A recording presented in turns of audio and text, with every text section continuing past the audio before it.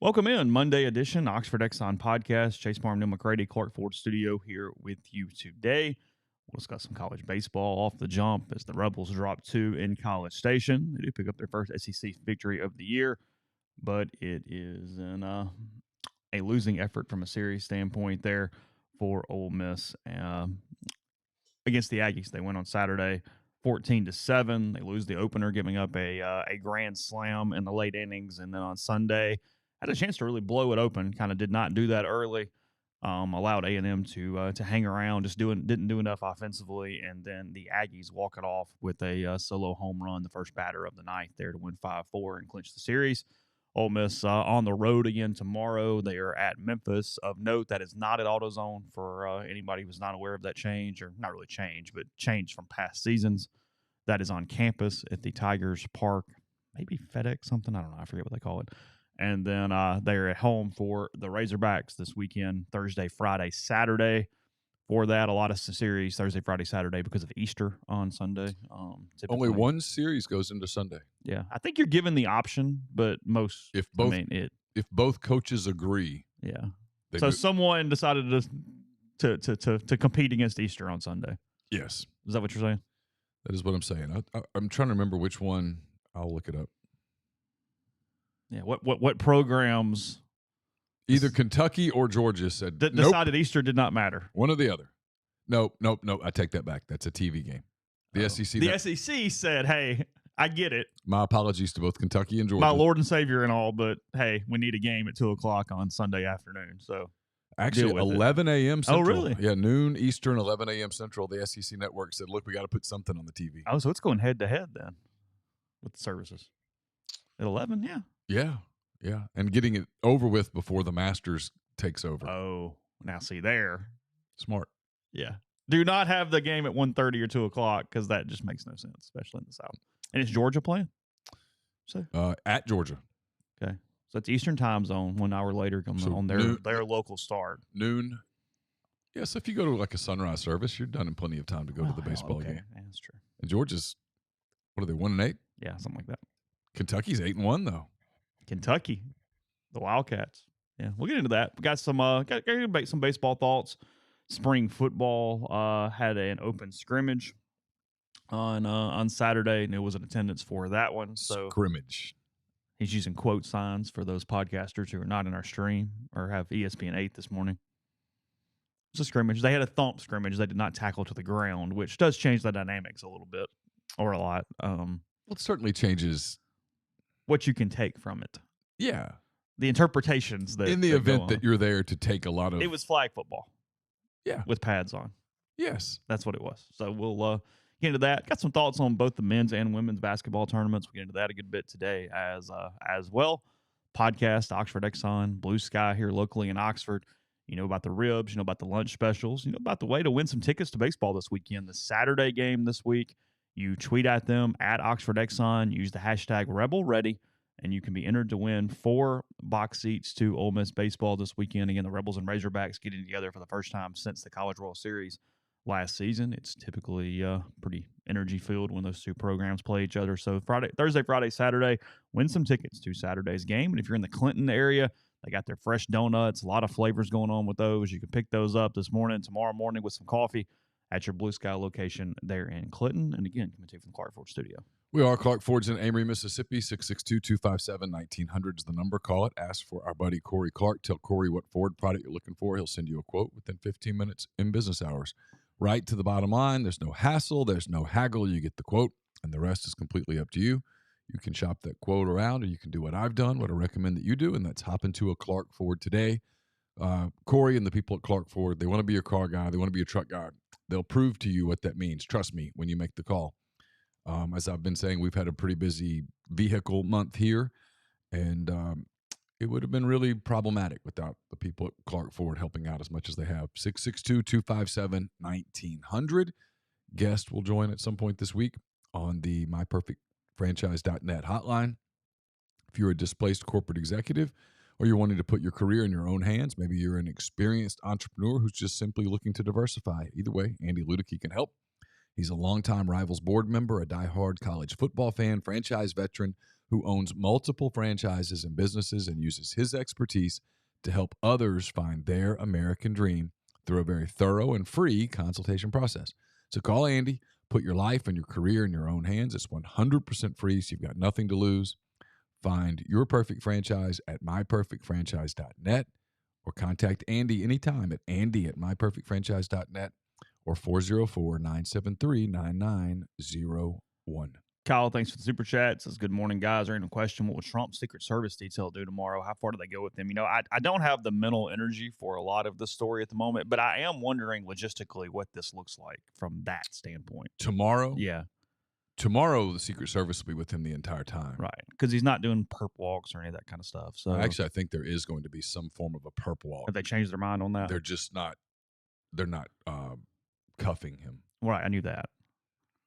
So beyond that, I have no clue. Again, that for whatever reason, that was the main things that went through my mind was what does that look like and how? But anyway, yeah, no clue. I have not seen that. That was not in anything I read this morning as I was looking through the news for the day. Can we all agree this is a slippery slope? Well, yes, of course. We're now using the criminal justice system. We've weaponized it as a political weapon.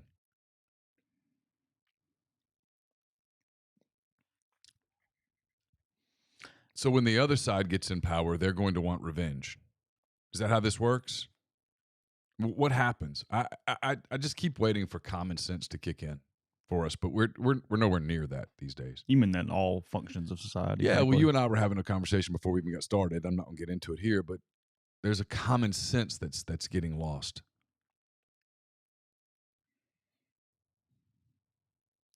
In the country. Yeah. And frankly, it feels intentional. That's what bothers me about it. Is it's not just that, hey, we're going through this weird phase. This kind of feels. I mean, look, you can hate Donald Trump. You can be the most hardcore Democrat in the world. And when you see that tomorrow, you're like, this is not a great idea. This has never happened before. There's a reason for that. Mm-hmm. Yes, it's the most famous mugshot in history. Yes, it will be 100%. There's no doubt about that. Yeah, I mean, you know what he's going to wear. He's going to wear a blue suit, a red power tie, and he's going to smile in that picture. Oh, you think so? Yeah. So, and it's going to do nothing but fire up his base, which I'll give the Democrats credit for this. Then we'll move off of it. I think they're playing chess, and this is smart. Because they need the 2024 election to be about something other than the president. Because the president is going to be 82 at that point. And I think it's safe to have questions about his mental acuity at this point. His running mate is one of the most unpopular politicians in American history, per polling data. They need the election to be about something other than them. And if it's Trump, it will. There's always something. Yeah, if it's Trump, it will be all about Trump. Everything is all about Trump. Give the man credit for that. My God, no one owns a news cycle the way Donald Trump does. No. And I think the Democrats want him to be the candidate. Yeah. Because anybody else in the election starts becoming about Biden's record, and I don't think they want that. Mm-hmm. So I think this is all part of a big chess match. And again, when you start using the criminal justice system as a pawn on the chessboard, it's not a good thing. Yeah.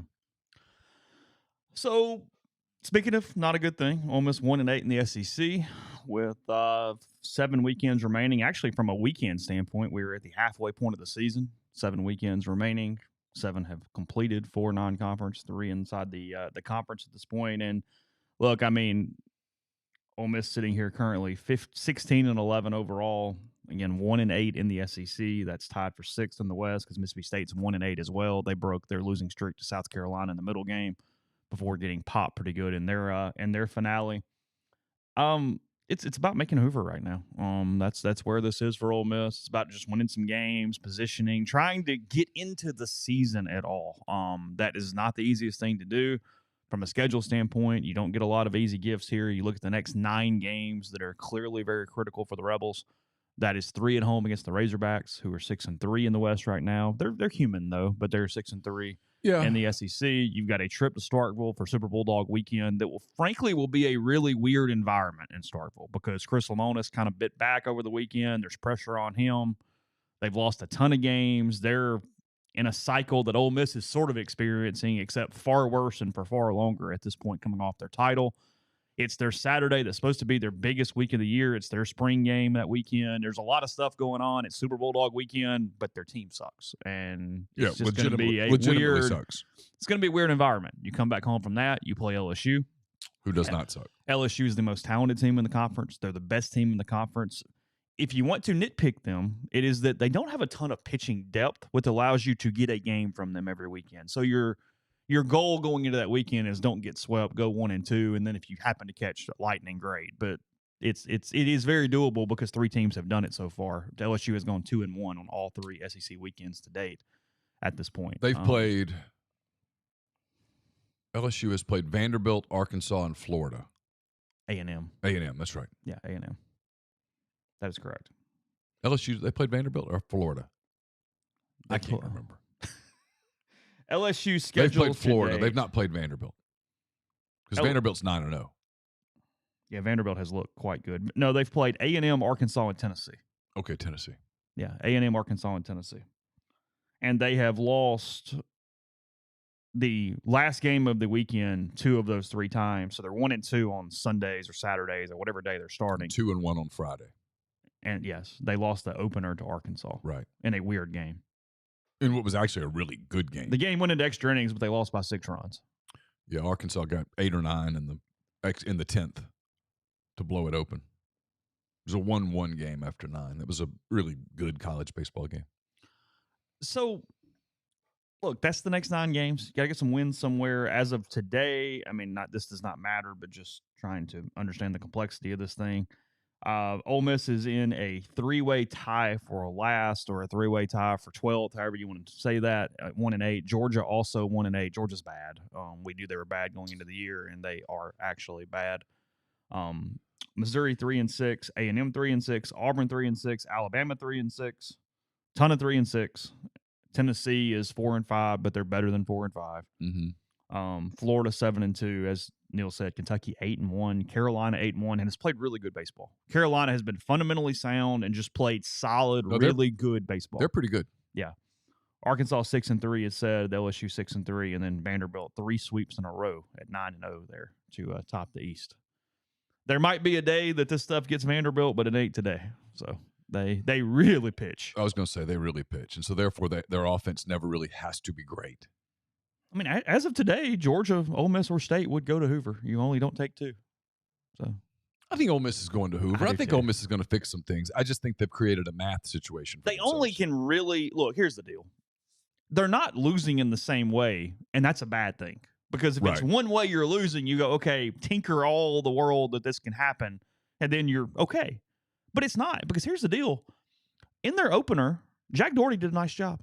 He pitched through 6 innings, gave up 3 runs, completely gave them a chance to win that baseball game. It was not starting pitching. Right.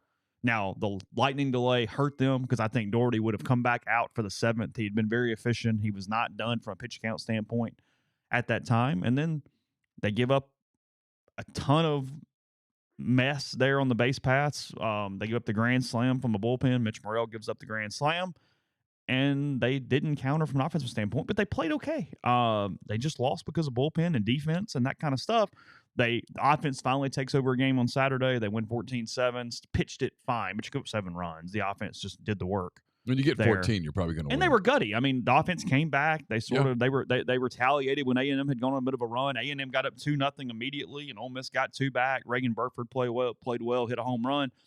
And then yesterday's the one that, if you have a sign on just it not going well, it was yesterday, because A&M did not play great baseball yesterday. A&M won a game with 5 runs despite going 0 for 2 runners in scoring position yesterday. They had 2 at-bats with a runner in scoring position yesterday. They did nothing much offensively. They hit the ball out of the ballpark a few times. And Ole Miss just couldn't put it away. They got the starter out of the game in the 3rd inning. They had a 3-run lead. They did everything early to just not even make that a game whatsoever. And they went silent offensively against a bullpen that has not been great to this point this season. A&M retired 13 in a row at one point with the bullpen, I think, something like that. I was listening to Kellum on the way back from Memphis. I saw at least 10, but maybe 13. Yeah, and 13 might be wrong. Yeah, I know it was 10 because they got the last out of whatever it was, and then 3 straight after that at one point innings, including striking out the side. Ole Miss went down in order in the 8th, and I think that's they went. I know they were down in order in the 6th, 7th, and 8th. For some reason, I thought I heard him say 13, but whatever. Either way, point being, they did not challenge at all. They went cold in the kind of mid to late innings. They had 3 balls that almost left the ballpark, but it's not horseshoes or hand grenades. You don't get credit for that. They just didn't play very well. And on a game that if you had gotten it, you're in such a different place and mood when you get back on that plane to come back to Oxford. 2 out of 3, you get the second win, you're 2-7, but you look at them and go, hey, we played Vanderbilt in Florida, guys. You know what? They're going to beat a lot of teams. Look at Vanderbilt. They're beating every damn body. It's cool. It's all right. Yeah. Go play Arkansas. You'll get your juices flowing for the Hogs and see what happens at home. You'll get a good crowd and all that stuff. Mm-hmm. But losing that game, it just showed kind of where they are mentally, showed where they are from a game standpoint, from a physical standpoint, from a talent standpoint in a lot of different ways. And it presses your leadership. In a lot of ways that last year pressed their leadership, except this is worse because it's earlier. They didn't have that ability to get into the schedule before it sort of fell apart. Yep. And to this point, and this is nothing against Peyton Chatagnier or T.J. McCants or any of those guys, but there's not the Tim Elko or the Kevin Graham over there. They don't have the really vocal guy. Because look, it's not a bad thing, but it is noticeable during adversity that your team captain, and this is no offense to Garrett Wood, doesn't play every day. So it's hard. It's not the same thing. It's a lot like how a lot of times you don't want your team leader to be a pitcher because he's only out there 1 day a week. He's just hanging out with you and eating popcorn and sunflower seeds and stuff the other days. You sort of need a really vocal leader who is on the field all the time. Mm-hmm. And obviously Peyton is a very vocal person, but they don't necessarily have a leader personality in the group that just goes, hey, maybe Calvin, but again, catcher's kind of weird. I mean, you're covered. You know what I mean? Like even that's a strange deal. You'd like for the shortstop or the second baseman or the first baseman to be the, hey, let's go. Right. And that doesn't exist for them right now. So it's a challenge. It see kind of who steps up potentially in that path, but they've just got to play better. They're just not playing very well. I mean, their only path to doing what some other teams have done, LSU in 2021 was the last team to go 1-8 to start and still make the NCAA postseason. As Teddy Cahill said last week, there have been 2 0-6s since 2001 to make the NCAA tournament. That was Florida and Auburn, both in 2001. Auburn actually started 0-10 and went 15-5 the rest of the way to get into a tournament. I assume they had an injury or something, but I have no clue. I can't. I covered that. You covered them. Tell me, Neal. Come on, it was only 23 years ago. I don't remember. On, fill me in.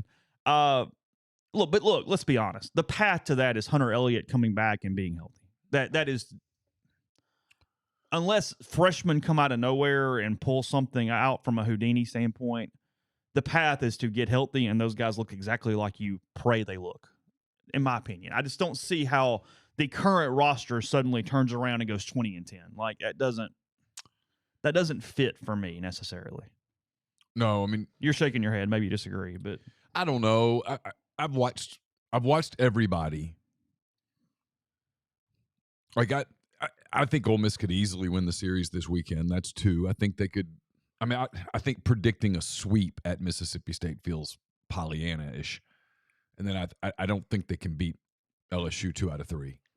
So that's giving them 2, 4, 5 of the next 9, which would put them at 6-12. And then the problem, and you and I were talking about this a little while ago, the problem is, like, I've watched Alabama a good bit. I've watched Auburn a good bit. Ole Miss could sweep Georgia.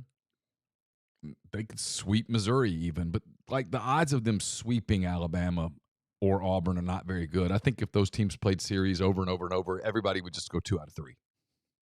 There's not a lot of difference, frankly, between Ole Miss and Alabama when you watch them on the field. Forget the numbers. If you just watch the teams. There's nothing about Ole Miss's team. I think we thought at one point that they would be an elite offensive team. And they're really not. No. You know what I mean? I mean, they're good at times. They disappear for stretches. Like, kind of like you and I were talking about this. Like, even Arkansas, and I know their number says 6-3, but I've watched them a good bit. Then they're good. Look, they're good. They do some things well. They've got some guys that the left fielder Wagner, I think, or Wagner, he can really hit the ball out of the ballpark. I mean, he's good. But they'll disappear offensively for innings at a time. I just don't know that there's a lot of difference between those teams. And so getting on some big hot streak against those teams is going to be difficult when you're kind of the same as they are. Does that make sense? I think that's the problem, is that they've just dug this hole. I thought yesterday was really important. I thought there was a big difference mathematically between 2-7 and 1-8. Because now there's this pressure on, say, Saturday, if Thursday and Friday are splits. There's a pressure on Ole Miss that isn't on Arkansas, and I'm sort of waiting for that pressure to sort of show itself. Like, okay, we press. You know, if you win Thursday, lose Friday, or lose Thursday, win Friday, whatever. If you're split going into the Saturday finale, you start, oh God, we have to have this game, and that's not the way to play baseball. Yeah, in the regular season, and you start doing that over time, and the LSU looming on your schedule in a couple of weeks is noteworthy. Yeah, because I mean, look, going, hey, we're going to just go get 2. You ain't getting much against Skeens because nobody does. No, I mean, look, if you beat Paul Skeens, he either just had that day, like sometimes dudes have days. Sure. And you get him, and okay, congratulations, you were on the field when he did that day. Or Hunter Elliott came back and basically shut them out, and you hit a ball out of the ballpark. Yeah. And you win 2-1 and go, hey, hell, okay. And I said this last week, when Elliott comes back, it changes a lot. It does, but his first outing back, he's probably not going to give you 110 pitches. You know what I mean? I mean, you're probably not going there. And so at some point, you still have to find dudes at the back end of a bullpen. Like I do. You're still using Doherty up on that day. Yeah. You're just using Elliott too. Yeah. It's Elliott can go 5. Okay, great. Then Doherty gets 3. You know what I mean? Like, that's how you're piecing that together. So we were talking about this. Like, I think the difference between Arkansas, Alabama, and Auburn. And Arkansas's played both Alabama and Auburn. I think the difference with those two teams is very simple. I think Arkansas has a few more arms on the back end that are reliable. Yeah. And so you're going to face that this weekend. And then there's his teams coming that are, I don't know. Yeah. It's they probably got to get to 14 wins. I think that's correct. And so that's 13-8 in the last 21, and 3 of those are against LSU. So I mean, it's doable. 12-6. It's doable. Basically. It's doable. Yeah, but you gotta get going. You need to sweep. You got to sweep somebody. You got to sweep somebody. Well, and there's teams they can sweep. They can. You got to sweep State or Georgia. State, Georgia, or Missouri. Oh, they have them too. Okay, yeah, it's up there, but yeah, sure. Still, that's 9 games that are very gettable. Yeah, I don't think they can sweep Alabama or Auburn or Arkansas. I don't think they can sweep any of those 3 teams. Now they could win those series. Yeah, sure. And if you won all 3 of those series, that's 6-3. Yeah, you're not dead yet. And you can't get swept by LSU. Yeah, you're not dead yet. No, it's just math. I can make a path. Yeah, it's right there. Win those 3 series. Yeah, that's 6-3. Get 1 against LSU. That's 7-5. Sweep Georgia. That would be 10-5. And even lay 1 more egg. Well, you wouldn't have to lay an egg because you have. I'm saying, but even if you did, that's still 13 more. That's 14. You can get there. You're in. But you got to get started. Yeah. Oh, now. Yeah. This weekend. If you lose 2 out of 3 to Arkansas, you're 2-10. But LSU 2 weeks away. It starts getting really weird in terms of trying to find the math. Yeah. 2 more baseball thoughts coming up after the break. Before we do that, tell you about Morgan Wallen's bringing his One Night at a Time tour to Vaught-Hemingway Stadium April 22nd and 23rd. Tickets for both are still available and start at just $78 for each night. To purchase, visit morganwallen.com. And you already have your ticket. Make sure and purchase a parking pass as well. You can get one of those at OleMissTix.com. Walk-On Sports Bistro puts everything they've got into bringing you game day with the taste of Louisiana. Dig into their mouth-watering, made-from-scratch Louisiana cuisine, po' boys, gumbo, voodoo shrimp, plus fan favorites like juicy burgers and fresh salads, all in front of 70-plus TVs, 40-plus ice-cold beers on tap. You can order online at walkons.com or on the convenient Walk-Ons app as well. If you're in Oxford or the Jackson area, please visit the Walk-Ons in Oxford or Ridgeland. The College Corner is your one-stop Rebel Shop. 2 locations in the Jackson area. In Ridgeland, it's next to Fleet Feet. In Flowood, it's next to Half Shell. If you don't live in Jackson, it's okay. Go to collegecornerstore.com. Plus, you can find them on Facebook and Instagram. They have the largest selection of Rebel gear in Central Mississippi. If you haven't checked it out yet, we did a podcast late Thursday, early Friday on the D.B. Cooper mystery. It was pretty good. The podcast I was pretty excited about, actually. It's brought to you by Comer Heating and Air, Southern Air Conditioning and Heating, different names, same great products and services. If you live in Oxford, Batesville, Tupelo, or the surrounding area, call Comer, 662-801-1777. If you live in Hernando, Memphis, Olive Branch, that area, call the people at Southern, 662-429-4429. A-Stock Auctions is a Nashville-based online auction company with the mission to provide customers the power to name their price. All items at A-Stock start at just $1. That's right. Every item starts at $1. Shop now at astock.bid. Download their app. Name your price on thousands of items from big-name retailers. A-Stock Auctions has multiple locations around Nashville that offer local pickups, so don't miss out. Want it? Bid it, win it. And we're brought to you by Solutions RX. It's a probiotic, multivitamin, and supplement company created by Ole Miss Pharmacy alum Chris Cornelison. It's pharmaceutical grade, manufactured right here inside the U.S. under the highest standards. They're based out of Iuka, Mississippi. If you take diabetes medicine, high blood pressure medicine, or cholesterol medications, you know they typically cause some side effects like muscle pain, brain fog, energy loss. That's due to a depletion of minerals and vitamins in the body. But Chris formulated a product called Prescription Support. It puts those vitamins back into your body, helps with side effects, keeps you more compliant in taking your medication, and helps you stay healthier over the long term. SolutionsRx.com. Type in the promo code OEP at checkout, and you'll get 10% off your first order. Podcast also brought to you by Johnson Hill Creamery. That's johnsonhillcreamery.com. You can order lots of things right there online, including their special grazing tray they have coming up for Easter this weekend. It's got spicy feta dip, pepper jelly, cured meats, cheeses, crudités like radishes, carrots, and more. Feeds 4 to 6 people. It can be picked up on April 7th or April 8th. I'll put a link to order online there on the message board here soon. You can see more about that at their Instagram page as well. That's Johnson Hill Creamery on Instagram. And again, give them a call to see other different options for you. That's 662-419-9201. I mean, look, offensively, yes, they have not been valued to the point that we thought was possible. Some of it shows that if you don't catch lightning in a bottle, and it's nothing against these guys, because frankly, one of them has been really, really good, is you can't count on portal guys to just automatically replace the guy they're replacing. You know, sometimes we can get a little overemphasized on the portal, on going, oh, God, they got so-and-so from so-and-so. That's just that. We should have learned that in football. Yeah, and it's not always that simple. And look, Ethan Groff has been really good. Mm-hmm. It's been incredible. He's been exactly what you would hope him to be. But he also had really big shoes to fill.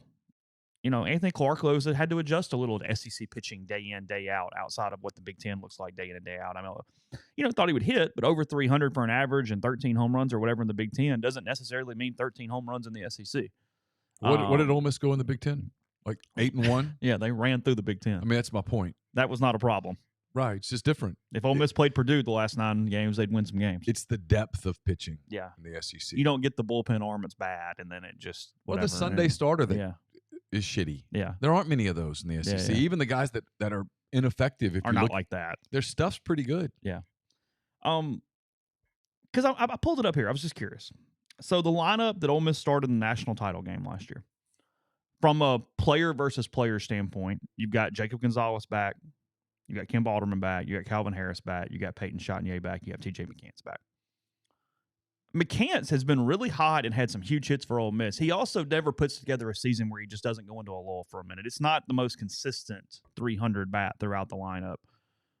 Jacob Gonzalez is having a quiet, hellacious year. It's just that they're not winning, so it's not being noticed as much outside of scouts who are seeing it plenty. Yeah.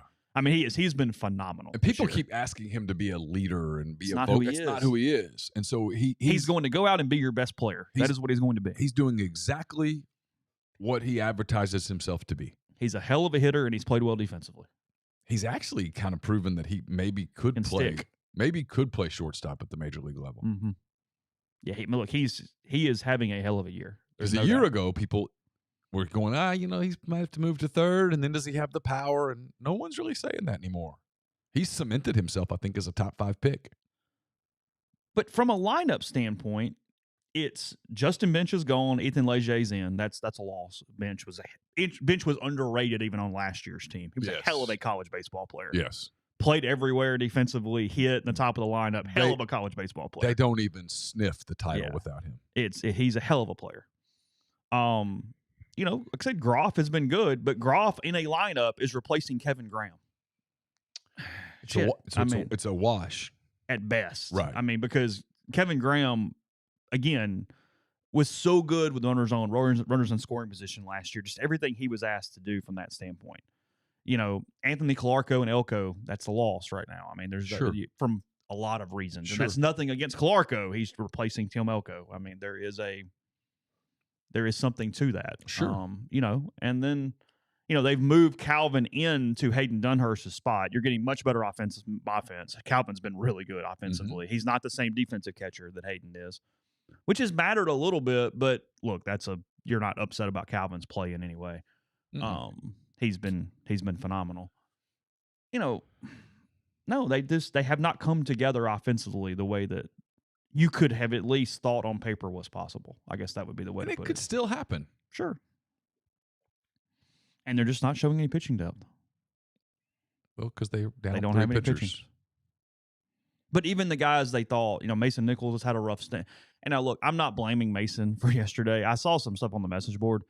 He got 7 straight outs in relief prior to giving up 1 full count home run. Okay. It happens. Guys hit balls out of the ballpark. When you walk people is when I judge you in the bullpen for not pitching well. I'm not going to – one guy hits 1 ball out of the ballpark, and I'm not putting that on you. No, he kept him in the game late. He got him out of the bases loaded jam when they could have gotten it blown open right there for A&M. Their offense, though, to salvage this has got to be better and more consistent. They cannot have a 5-inning fall asleep against a bullpen on a Sunday. Can't happen. Got to score. Agreed. It's where they are right now. So it's baseball again. Arkansas coming up Thursday, Friday, Saturday. Yes, look, Portal Arms disappointment. They lost out on Jordan Watts-Brown. He went to Oklahoma State and has been phenomenal.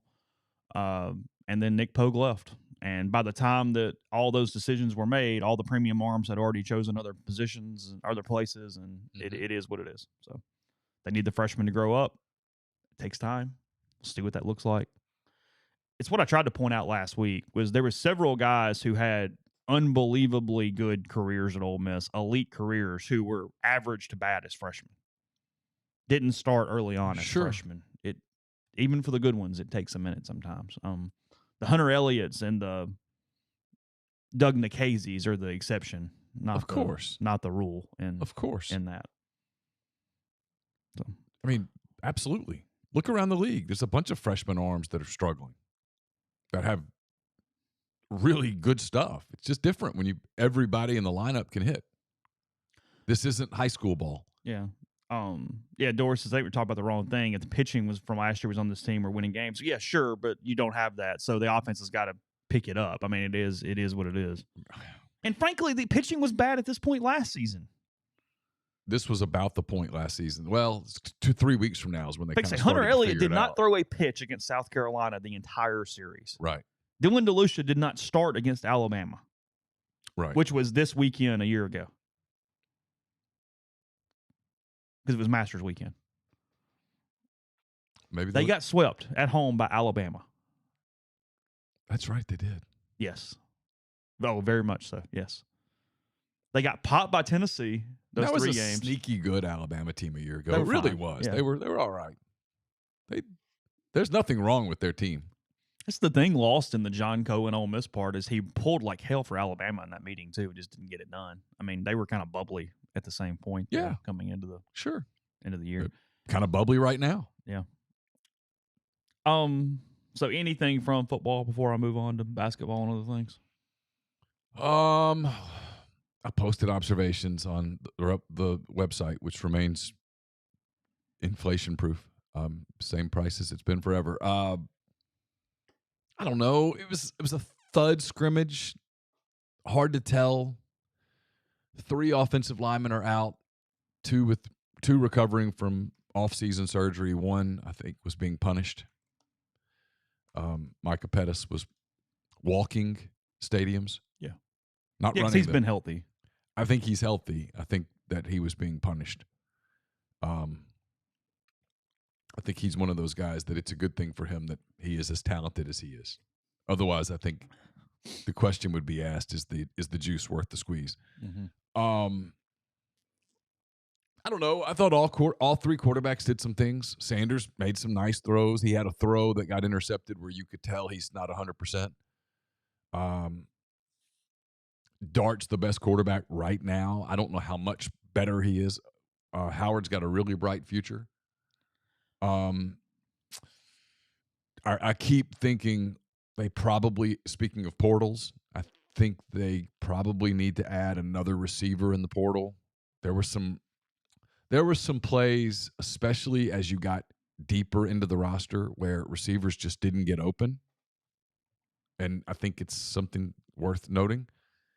And defensively on the front seven, I have real questions about depth right now. It does feel like they still need body or two there. Feels like it.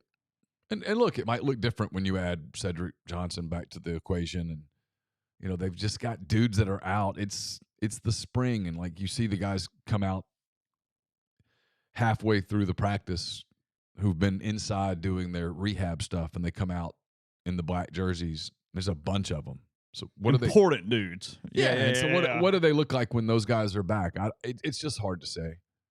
And like I've said all along, and I know this feels like a cop-out, but I swear it's not. I think it's a legitimate thing to point out. When you're only seeing the same group of players every day and you have nothing to compare them against, you start picking the warts out and going. Yeah, I'm not seeing Auburn practice. I'm not seeing LSU practice. I have no idea what those teams look like right now, really. And so it's hard to compare. And because we're finding warts. And sometimes I think you're like, oh, this guy's going to be really good. And you're like, is he? What's he going to look like when he goes against a D1 upper echelon SEC corner, for example? What's that going to look like? And I don't know. What does the offensive line look like when you add Jaden Williams and Jeremy James? It looks better than it looks right now, one would think. Sure. Would the defensive line look worse if you added Jeremy James and Jaden Williams? I don't know. So I'm not. Cedric Johnson's out there, but these guys are out there. Yeah. I'm not good enough at this as a football evaluator to take all those things into account and go, okay, here's what they are. Like I keep having people on the beat go, you think this is a 6-6 team, or you think this is an 8-4 team? I don't know. How could you possibly know if you don't see the other teams play? I mean, I don't know what Vanderbilt looks like, for example. Who knows? Right, beats me. I suspect these questions are being asked most everywhere. The only team in the league that I've sensed this incredible optimism around, including Alabama, is LSU. Oh, really? Yeah, and I don't know whether that's just their media kind of being fanatical, or whether this is, hey, legitimately it's kind of all coming together for them. But there's a real optimism there. Everybody else is kind of like, yeah, we got some things to fix, whatever. LSU's gung-ho. So we'll see. Like I keep saying, the season starts like five months from today. I did find it interesting. I think it was Jalen Knox with a quote and a couple other quotes that it felt like this weekend was the shift of going, hey, guys, Walker's the backup. Take a breath. Yeah. You know what I mean? Yeah. Walker's is the backup. Yeah. Like not intentionally, just like, hey, that's not a competition right now. No, it's the competition between two other guys. I mean, it's that deal where, and look, you're going to have to read between some lines here, because I'm not violating confidential conversations, but kind of feels like, hey, there's a sense that it will get resolved, but that Howard's going to be the backup quarterback, and he's getting the number 2 reps. I mean, he got the Lions' share of the number 2 reps on Saturday. He may have gotten a handful of number 1 reps. It got kind of, by the end of the scrimmage, it was kind of confusing. They were mixing. Yeah. But early on, Dart got the 1, and then Sanders got some 2s, and then Dart came back. Then Howard got some 2s, and then Sanders got some 1s. I didn't – if Howard got any number 1 reps, I'm not sure that I completely saw them. What was the rep split, just overall snaps between Sanders and Dart? Get ballpark. Dart got a few more, I think. But it was pretty close. Sanders had 1 possession that ended in 1 play. He threw a pick on the first play. That was the 1 ball that he kind of underthrew. And so he probably would have gotten more snaps there. But they went back to Dart the next time. Yeah. Yeah, or Howard. I can't remember. Either way, he did not come back in to get more reps at that moment. They didn't make up those reps. Yeah, that's what okay. Didn't seem to. That's what always I kind of laugh in scrimmages, like you can make the rule. Like, oh, sure. And they did. Like at one point, Howard threw what appeared to be a touchdown pass. The referees called it a touchdown. And then I looked up and they're doing another play, and then they kicked a field goal. And I was like, did they wipe that off? And then I was like, screw it. It doesn't matter. There was something Lane wanted to see in some way, and you went, nah, okay, no. It was probably scripted to, hey, this is going to do it. We're going to do a field goal here. Mm-hmm. Because like they did back up a little bit, and I was like, well, was there a penalty? And I was like, maybe I missed something. But I was paying attention, so.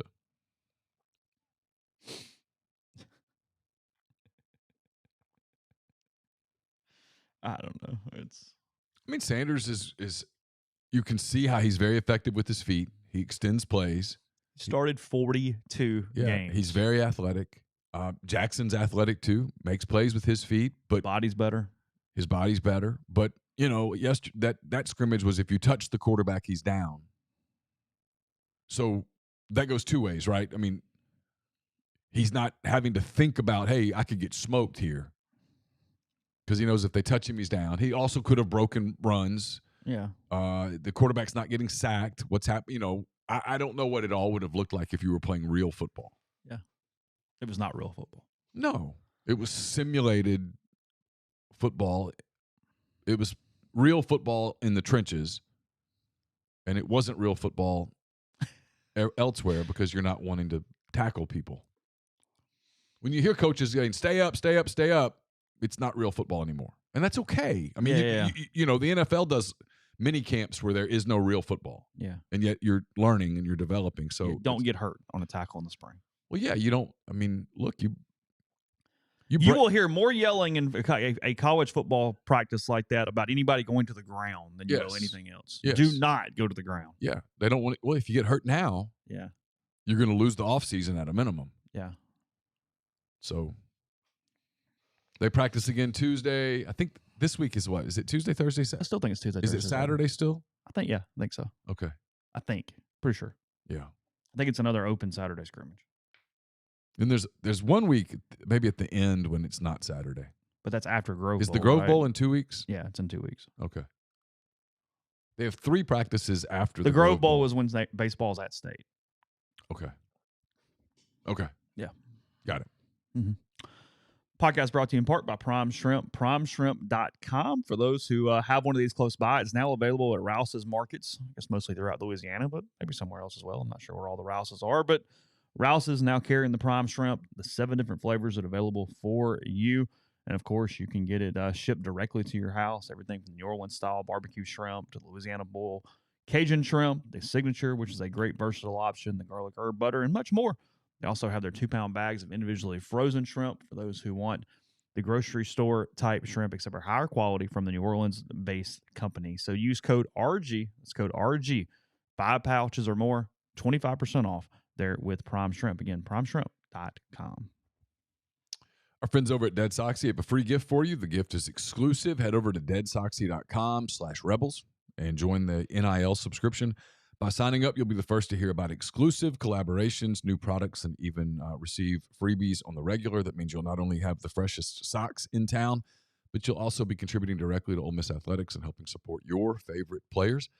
As your first gift for signing up, you'll receive a free pair of limited edition Juice Kiffin socks, which are only available to members. To get your gift, all you have to do is add a pair of socks from Dead Soxy's Ole Miss NIL subscription to your cart. And your free pair of Juice Kiffin socks will automatically appear in your cart. No membership fees to become a member. All you have to do is start your subscription by adding one pair of NIL socks to your cart and choosing how often you want new pairs from the Ole Miss collection delivered. So head over to deadsoxy.com/rebels. Sign up for the NIL subscription today to show your support. My 10 weekend thoughts are up at rebelgrove.com. They're brought to you by Game Changer Patches. They're the only 2-patch system available in the market. Stop hangovers before they start. The warm-up patch is used before or while you drink. The overtime patch used after you've been drinking to help recover while you sleep. The all-natural ingredients will keep you in the game, ready for your next play. Go to GameChangerPatch.com, promo code RebelGrove20 at checkout for 20% off your purchase. ACS is owned by my friend Clay McNutt in Baldwin, Mississippi. It's a complete electrical control system solution provider, a Rockwell Automation recognized system integrator, and much, much more. To learn more, go to acsllcms.com or call 662-601-4381. We're also brought to you by Lammon's Fine Jewelry. Lammon's at 1126 North Lamar Boulevard in Oxford has been serving the Oxford area for the better part of 3/4 of a century, from engagement rings to wedding rings to fine jewelry, watches, pearls, fashion jewelry, children's jewelry, collectibles, and more. Lammon's is the gold standard in fine jewelry. Visit them at lammonsfinejewelry.com or call them at 662-234-2777. And we're brought to you by Pinnacle based in Jackson, Mississippi, but they've got clients in more than 20 states, advisors in multiple states. They provide detailed, specialized investment management, financial planning, retirement planning for individuals and businesses, and much, much more. At Pinnacle, investing is treated like a commodity. Decisions are made using objective information and research, not emotions. So regardless of your level of wealth, Pinnacle will sit down with you, listen to your goals, study your expenses, and put forth a comprehensive, detailed financial and retirement plan built just for you. It's mypinwealth.com, MYPINN wealth.com. Podcast also brought to you by Northeast Spark. That's NESPARC. Servicing people across rural communities. 2 packages, the Ignite, the 100 Mbps, or the Blaze, the 1 gig that powers the Clark Ford studio. Your hometown team bringing you world-class broadband. That's nespark.com, 662-238-3159. Phone service, parental controls, network security, a wireless mesh extender, and much more. So again, get the best internet in Lafayette County as well as parts of Union and Pontotoc counties. 662-238-3159. So, some basketball thoughts. The first, by the way, I saw on the board somebody posted the Unsolved Mysteries episode about the D.B. Cooper case. That's a step back in time, because I guess it was Robert Stack's voice and the music that would scare the hell out of me as a kid back in the day. Like that was I didn't get creeped out by much, but the Unsolved Mysteries setup would creep me out as a kid. I feel like when I kind of vaguely remember it. Yeah, it's enough of our generation gap that wouldn't necessarily be the thing. But I saw it and went. That was like late 90s, even earlier. Okay, but yeah, earlier. But I was like, I'm gonna have to turn that on. I'm gonna turn that on because that'll bring me back a little bit. That could creep you out. We'll start with the men. UConn, San Diego State playing in the final tonight. UConn clearly the prohibitive favorite. San Diego State has played hellaciously good defense. They've been very fun. They have been the story of the tournament in a lot of ways, early depending on how you view the tournament. UConn, which I'll get to in a second, has just been a buzzsaw. They've beaten every team by double figures to this point. Nobody's necessarily challenged them. They disposed of Miami without much trouble in the semifinals.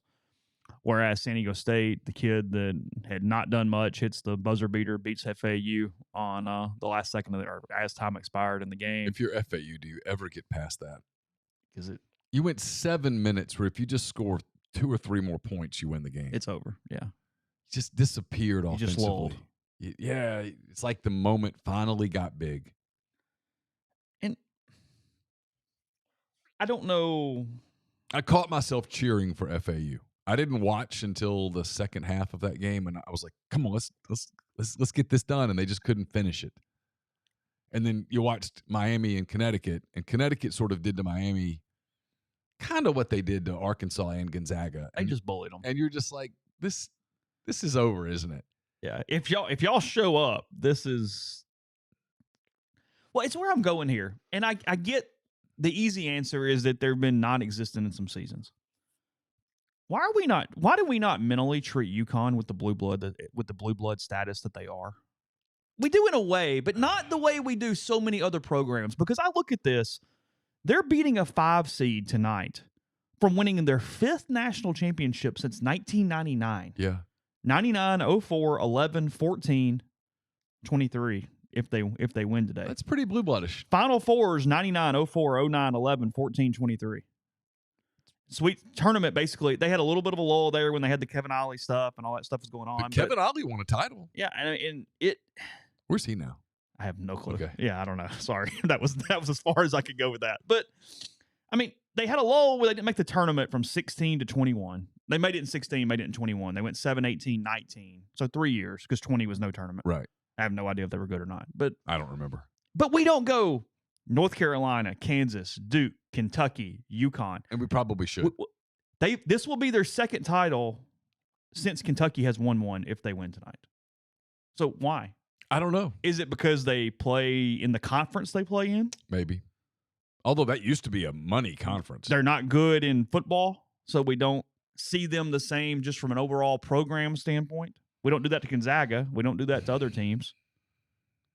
Although Gonzaga's like our darling for whatever reason. Gonzaga has kind of gotten that basketball version of Boise State back in its prime where we just sort of have this weird Gonzaga thing where everybody accepts them in ways we don't. They've been really consistent. Oh, they're phenomenal. I'm not even look, Gonzaga's been a better program than UConn, but right. We don't give UConn the credit it deserves. No, it's for sure. Nationally. Absolutely. And they're running through this tournament in ways that we don't see very often. No, I don't know what this has only happened 5 times ever that they have won by a team has won by this margin of victory to the finals. If they win it, 4 teams will have done what they have done. Yeah, I mean, you look at what they've done the last 3 games. I don't even remember their first 2 games of the tournament. Their last 3 games, they've just bullied teams. I anticipate they're going to bully San Diego State. This would be, tonight. as Grant says, like LSU football, it would be 3 coaches in a row to win national titles. Yeah.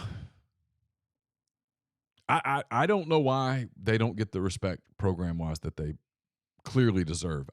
Beats me. I don't have an explanation. Because it happened even in brackets. Where everybody's going through their brackets and they're saying, UConn. And they go, okay, 4 seed, whatever. But had it been Duke as the 4, oh, well, the Blue Devils could run through this thing. Sure. We don't do that. It also shows you we don't give UConn that level of respect. San Diego State's fun. Miami was fine. Yeah, Miami was good. But from a publicity standpoint, sure. Fine. The coach is more popular than any of the players. It's whatever. And he's even kind of seen as this we don't beat the establishment kind of guy. We don't pay attention to college basketball until late February. And I think that's where I'm going is, look, FAU had a hell of a season. Hell of a season. Yeah, they went on a run. 30-something games. Ken Palm had them in the top 25 most of the year. Wasn't like they were completely a non-factor in the regular season. They won all those games. But what you saw, and I'm transitioning something with this, what you saw is we still want as we always say, we want those blue bloods when it gets down to Final Four. Like, that was an awesome game, San Diego State FAU. Awesome. It was a great game. It was. It did not get the attention that a game would have had that been Kentucky against Kansas. Oh, not even close. It was not even close. It's cute. I mean, look, it was fun, but then it was kind of over. I watched basketball, and I didn't plan my day around the Final Four. I actually planned more of my weekend around the women's Final Four. Well, I was about to say, I don't know what happens tonight. I guess some crazy-ass game could change my mind on this, but I don't think so.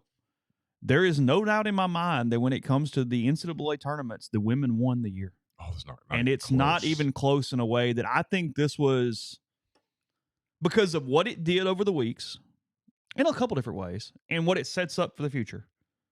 I think it's maybe the most important weekend for women's basketball in media history this weekend. Because in the past, you would have had Tennessee and UConn, and that's whatever, but there's no parity. And we go, okay, those are the 2 teams, and we talk about Pat Summitt versus Juno Auriemma, and I get that Mulkey had a run at Baylor and all that, but you've just got these teams, and those teams win, and you don't get upsets. And even what Ole Miss was able to do in knocking off a 1 on a home court, on being able to pull that off. I think Miami did it too, beating somebody, Indiana. They knock off the high seed on the home court or whatever.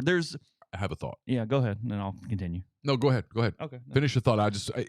I think I just answered my own question that I've had in my mind. And then we get the perfect Final Four because you get the 2 1 seeds. You get Virginia Tech, who was really good, actually better than they got credit for because they were Virginia Tech. We didn't know or care. South Carolina, the dominant Darth Vader of the sport. LSU with the Hall of Fame coach and the flamboyance and the grit and all that stuff that LSU kind of is under Mulkey. And then you've got Iowa, which wasn't a 1 seed, but has this phenomenal generational player in Caitlin Clark that is this weird combination of like Larry Bird and Steph Curry all together there. And it was, from a media and a watchability standpoint, it was transcendent. It was by far the best thing of the weekend. Here's what it is. Yeah, go ahead. What do people like me who like the NBA like about the NBA? I know when I turn on the Mavericks, Luka's going to be there. I know when I turn on the Sixers, Joel Embiid's going to be there. I've got guys that I can cheer for. I've got guys that I can cheer against. Like I watched the Suns last night and realized how much I dislike some of the Suns. For whatever reason, I don't like Devin Booker. For a lot of reasons, I don't like Kevin Durant. Chris Paul gets on my nerves, et cetera. Does that make sense? Yeah. Okay. In the men's game, yeah, we have some coaches. We know coaches. But that's it. Yeah, we don't know players. We know coaches. So in the women's game, Aliyah Boston was there for years. Yeah. We followed Caitlin Clark for a while now. She's going to be back next year. Angel Reese is back. Angel Reese will be back at LSU next year. And you have coaches.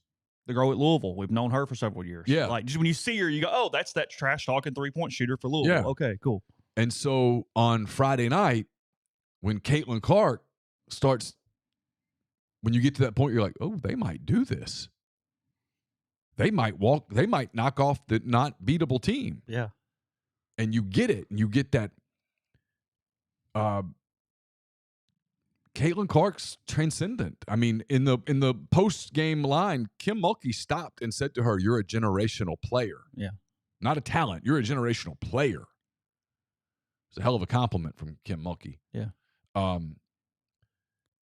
And you get the stuff about the taunting with Angel Reese and all that stuff, but you have these faces that you see multiple years. The men's game doesn't have that. It will be a mainstream conversation for a full year of can we get Angel Reese versus Caitlin Clark in next year's NCAA tournament. Sure. A full year of. I mean, okay. Caitlin Clark, her game is legit. I mean, she forced some shots late. Yeah, sure. Like, I hated the call that gave her the fourth. It was complete. The officiating in that game was horseshit. Was completely terrible. Took everything out of the rhythm. Angel Reese picked up 2 fouls quickly. Caitlin Clark had 2 fouls and then had the tech later that was so dumb. Stupid. You had the center for Iowa, who I don't know her name. She got 2 fouls early. LSU had basically makeup calls called on them because they had called fouls on Iowa. It completely lost the energy that it should have had given what it was in all ways. Yeah, that game could have been a classic. And it just got the officiating took that from all of us at that point. Iowa kind of gets back in it enough where you think maybe, and then she gets the tech, and that ends it right there at that point. You had, it's a credit to her, but also the officiating allowing Kim Mulkey to completely run the game and not getting teed up at any point. They essentially allowed her to run anywhere on the court, touch them, and yell at them with no repercussions. Yeah, come on. Because she was Kim Mulkey. Yeah. That's it. Yeah. Anybody else gets teed up right there, but including Gino. Sure. But in terms of drama, you got some. And I don't know that the men's game, because the players just change. Like, look at the line of dudes that have declared for the NBA in the last week. Sure, it's like, okay, so who's going to be left? All right, who's left? No, Virginia Tech's best player on the women's side is coming back for a 5th season next year. Caitlin Clark's back next season. She could come back. She won't, but she could come back for the next year. She can really shoot it. Oh, it's fun. Carson was in here, and he said it. He goes, she's Steph Curry. And her release is kind of Curry-ish. It was the perfect spark for Twitter outrage yesterday between her and Angel Reese because, look, Caitlin Clark is the biggest trash talker in college basketball, period. There's no doubt about that. Reese took it 10 more steps. She followed Clark around the court. So everybody going, it was the exact same thing. No, by God, it wasn't the same thing. No, it wasn't the same thing. However, I'm not shocked that somebody gave it back to Caitlin Clark at the same time. Okay, LSU convinces itself that everyone hates them, and then they use that as motivation. They do. South Carolina. It's Mulkey's kind of thing. South Carolina says it out loud to the point that it's borderline obnoxious. Well, they're Georgia. Where you go, shut up. Yeah, shut up. And then, but look, in terms of which Final Four was more not entertaining, it's not even close. And I'm not a women's basketball guy. I don't watch it. I here's the admit deal. out loud that I don't watch I told you this several weeks ago. What has become intriguing about women's basketball is a couple different things. Is you see different styles, all able to win in different ways. It doesn't all meld into the same product the same way. Sure. I mean, you've got a team like Ole Miss that's going to hit the boards and do all this defensively, and you've got Caitlin Clark in Iowa that shoots it, and Louisville shoots it, and you've got kind of some stuff like that. And then what you also have with them is it's the shooting in general, is they make shots. So where it's not clunky where you go, oh, this is a lesser product because they're not hitting baskets. It's a different product. You can't compare men and women basketball in any stretch of the imagination, but they're really good from the free throw line. They hit threes. They run a lot of kind of pick and roll set stuff where they open up one-on-one situations for shooters. I mean, there are things about the game that for somebody like me who doesn't really understand basketball, I find it fairly aesthetically pleasing when the teams are good. Yeah, Does that make sense? Yeah, sure, I can see that. Because it's just kind of a basic basketball for me that I can sort of comprehend better maybe than even the men's game at times. Now, look, I'm not going to sit down and watch it every day, but I mean, am I going to be a little more intrigued by Caitlin Clark starting in November? Yeah, 100%. Oh, for sure. I'm in. I'll follow Iowa throughout the year. For sure. No, I mean, actually will. I'd not really followed them at all. I'd heard her name. I'd never really watched her play. And then in the tournament, I'd watch a little bit of it. And I was like, she gets a lot of NIL through Iowa. Yeah, she does a lot of stuff with that hospital. Mm-hmm. Is apparently a really good kid. Yeah. Young person. She's not a kid. I have daughters her age, and so I think of them as kids. Yeah, sure. But, yeah, no, she's fun. And, look, LSU's fun. I mean, they're really good. And Kim Mulkey gives the sport what a sport needs. You either love her or you hate her. And that's good. Her with her Queen of Sparkles and the whole deal. And it's a lot of marketing. Had she gotten teed up once yesterday, I'd have felt a little better about the whole deal. Sure. It was too far. Way too far. It was what? Come on. I mean, it. But now I don't blame her. She gets away with it. No, it's the official's fault. The official gets intimidated by her. What I hated, and I wrote this in 10 Thoughts, was that game had a chance when Iowa started coming back. What is the official doing making that call? Because they didn't even. It was stupid. They had a pool reporter. What it was LSU's bench called for it. And got it. The pool reporter asked the question to the official. The official, after the game, made the statement that clarified a rule on why it happened. It wasn't even the right interpretation of the rule because it talks about giving an advantage, but it was a dead ball. There's no advantage. The ball is dead. Everybody has a chance to set up. It wasn't a delay of game where we're needing to run or stop something. No, it's a freaking dead ball. You can't take into account that there's some emotion going on. Come on, let it go. Oh, the ticky-tack calls early. It's like if we're playing this game.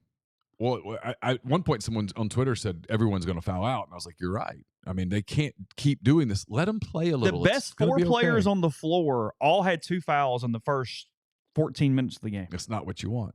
That's not what you want. You want to see. It overshadowed the bench kid for LSU who was unconscious in the first half. She had scored 11 points in the entire tournament and had 21 in the first half. Right.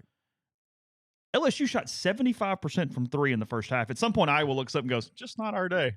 I mean, and instead they got it back to 8 or 9 or whatever it was. Got back to 6 at one point, didn't they? Yeah. Okay. Yeah, I don't know. It was fun, though. I mean, look. Oh, it was really fun. And if you're a women's basketball player, that's a win for NIL. Because now you start to look at it and go, well, maybe you can market this. We'll see. It was fun, though. I enjoyed it. It was a good game. It was the Iowa-South Carolina game was just fantastic. Yeah. The other storyline to this, and I saw Gino commented yesterday, is that UConn did not make the Final Four for the first time since 2007. They were really banged up. They had a bunch of injuries. And prior to this run by Caitlin Clark, you thought maybe they actually have the best player in the country in Paige Beckers. So getting UConn back into the mix next year will help ratings and attention too, because you have sort of the return with Gino and against Iowa, and you've got a good nucleus instead of a 1-2. There are 5-6 really interesting national teams, and I will say can give you a push. I will say this again as someone who's been familiar with Kim Mulkey for a long, long time. All she does is win. She's been a winner since she was a player. She has 4 national titles now. I don't know the history of the sport. I don't know how to compare. 4 as a head coach. She's got a couple as an assistant. She's won one as a player. She won a gold medal. All she does is win. She is a force of nature. She is probably, without, again, I have no knowledge on women's basketball that beyond just what most people have. She clearly is probably the 3rd best coach in women's basketball history at this point. I think behind Gino and Pat Summitt. Okay. I think that's where I would go. Sure. Moscona was pandering. She's not the best coach in history. God, shut up. I know. I like you, Matt, but my God. Yeah. I know. It's our field, man. Ed broke his brain. I love you, Matt. I really do. We're friends, but stop. It's our field. Everybody wants homers. It's where we are. Professionally, it's where we are.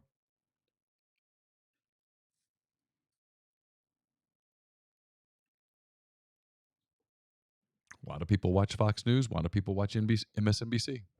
Confirmation bias. Homers. That's why people like me are going out of, we're not going to last long. Not going to make it long. I mean, thank God I'm 53 and not 43. Otherwise, I'd be in trouble. No doubt in my mind. For all the criticism Matt will get for that tweet. Yeah. It will make all those people in Baton Rouge that want to hear that happy. Oh, no, I get the scheme. I'm not it's not a judgment on whether it was the right thing to do. You just lose the ability outside of the circle to. You become a marketer. Yeah. Yeah, it's not a judgment on doing it even. No. That's not the point. You just become a marketer. It's just not true. No. Of course not. Not yet. Maybe 4 or 5 years from now, sure. Oh, sure. Win a couple more. But today, no. Yeah. Today, it's Pat Summitt and Gino Auriemma. What I will give her is that, because we're talking about this, there has never been more parity and more talent across the board in the sport, and she won the title. Yes. So she gets complete credit for that. It's the part where I'm telling you, she doesn't get enough credit for all she's ever done anywhere is win. Yes. She is a force of nature, and she's great for that sport. She is. She's phenomenal. She's great for that sport. She has become the coach in the sport in a way from a media standpoint. Sure. I mean, you have a big 3 with Gino, Dawn Staley, and Mulkey. Sure. Yeah, Becker's is legit. But unlike Dawn Staley, who just complains, Kim Mulkey's a different deal. You get fire from her. Well, yeah, I mean, even in her in-game thing, she was fussing at the officials, but she basically goes, hey, just pick a way, we'll play that way. Just tell us which way it is. Cool. All right, fine, whatever. It wasn't a, oh, God, we're getting harmed. It was just, okay, call it tight, don't call it tight, let me know, and then we'll do that. Right. Sounds good. So, podcast brought to you in part by G&M Pharmacy, 662-236-2222. They deliver locally in the Oxford area, and they offer medicine to fill your prescriptions the same day each month and take care of you. One trip to the pharmacy, one delivery, and you have everything you need when you need it with G&M. They also will transfer your medications. One phone call, they take care of the rest. So everything you need from a community pharmacy, you get that with Tyson Drugs in Holly Springs or G&M here in Oxford. So again, that's 662-236-2222. Brought to you by John Edwards, Regency Travel Incorporated in Memphis. John's part of Virtuoso. It's a worldwide network of travel partners, allows him to supply his clients with added values, unique benefits simply not available to other travelers. Get in touch with him, give him some parameters and a budget, and he will help you make a special trip, one that creates a lifetime of unique memories. 901-494-3387 or jedwards@regencytravel.net. If you're coming up this weekend for the Arkansas series or you're in town for the holiday, stop by Opa. It's Oxford's newest Greek restaurant on the square. It's a perfect place to enjoy a dinner, an evening out in Oxford, fabulous food, craft libations as well. It's Opa on the square in Oxford. Brought to you by Whitney McNutt of Tommy Morgan Incorporated Realtors, serving you for all of your real estate needs in Oxford and Tupelo. She sells condos, land, commercial, and residential family homes. You can reach her at 662-567-2573 or 662-842-3844. Service specialist, staffing, and recruiting agency has been connecting great job opportunities to candidates since 1967. If you're on the job hunt, they can help you. If you're looking to hire quality, hard-to-find talent, they can help you as well. It's servicespecialistltd.com or 662-832-5138. Don't just accept what you see, but imagine something new. Step forward, chase after a better version of yourself. Every day, Corinth Dental is helping people reinvent themselves one smile at a time. Dr. Bubba McQueen, Dr. Jenny Beth Hendrick are devoted to restoring and enhancing the natural beauty of your smile using conservative state-of-the-art procedures, including Invisalign. These clear aligners are the virtually invisible way to improve your smile. So call Corinth Dental today. Get a no-cost digital scan of your teeth. Let them show you the way to a straighter, healthier smile. 12 months, no interest, no down payment. Financing is available at corinthdental.com. And don't forget, we're brought to you by Southern Traditions Farm. It's a 68-acre, 32-stall upscale equestrian training and boarding facility in Canton, Mississippi. 2 sand rings, a grass ring, miles of wooded trails. So much offered at Southern Traditions. Horseback riding offerings. Also a great place for a great venue for events. So get in touch with them at Southern Traditions Farm on Facebook or Instagram. Yeah, a couple things there. The last thing on the women's basketball topic, there's no doubt that had the other side been Gino or somebody like that, Mulkey would have been teed up. I do think the Iowa coach not having the same name recognition or even energy probably changes it there. Different. Yeah, Staley or REM is on the other side, and she's teed at some point. I think so. And they calm it down. Yeah. Because Gino would be losing his effing mind. Oh, yeah. I mean, to a point that's hard to fathom. By the way, the semifinals were from a streaming standpoint, it's good news for ESPN when they need some. Most viewed men's or women's game streamed on ESPN of all time. The South Carolina Iowa game on Friday night. Oh, listen, for people like me who have consistently said I don't know that women's basketball can move the needle, this was a wake-up call. In the past, it hasn't moved the needle. And on our site this year, it still didn't move the needle. But that moved needles.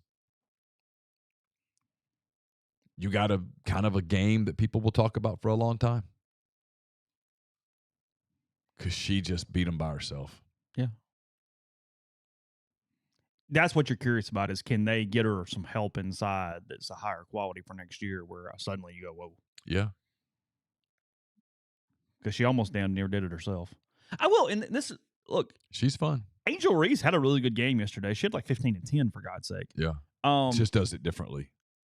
Can we not give the most outstanding player to a player that doesn't win? It's so stupid. Come on. Then just call it best player on best team. Yes. Like, come on. Come on. Who are you voting for? Scored 41 against South Carolina. Went for 30 yesterday. Yeah, it wasn't like it was silent. No, come on.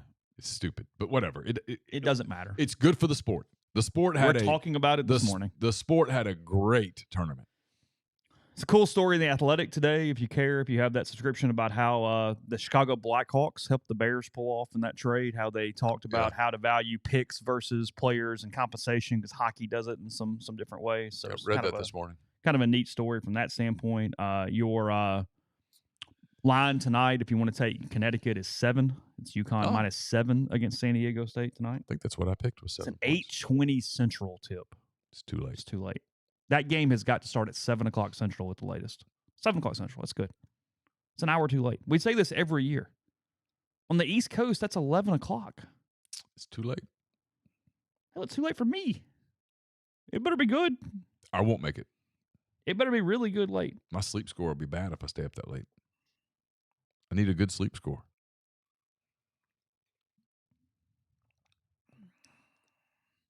I'm not staying up for it. I'll wake up and see what happened. I'm not interested enough in it to stay up. There's some Ole Miss flavor to this. The reason I mention it, and again, this is because of the popularity over the weekend. There's a way too early top 25 out for the women for next season. Okay. And this is actually, if this is true at all, and I mean, I'll say Charlie Cream knows more about it than I do for sure. It's good news for the sport. South Carolina checking in at number 7. Oh. So down the list a little for Carolina. Ole Miss checks in at number 15 for next season. Okay. On the list. LSU's 1. UConn is 1 because Becker's is back. Okay. UConn 1, Utah 2. Oh, Utah.